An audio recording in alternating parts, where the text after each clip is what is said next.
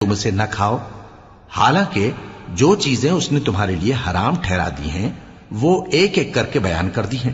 بے شک ان کو نہیں کھانا چاہیے مگر اس صورت میں کہ ان کے کھانے کے لیے ناچار ہو جاؤ۔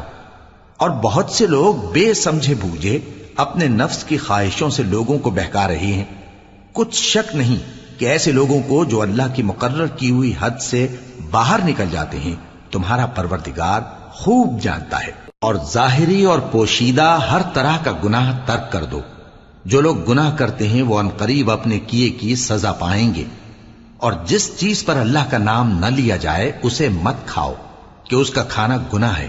اور شیطان لوگ اپنے رفیقوں کے دلوں میں یہ بات ڈالتے ہیں کہ تم سے جھگڑا کریں، اور اگر تم لوگ ان کے کہے پر چلے تو بے شک تم بھی مشرک ہوئے۔ بھلا جو پہلے مردہ تھا پھر ہم نے اس کو زندہ کیا اور اس کے لیے روشنی کر دی جس کے ذریعے سے وہ لوگوں میں چلتا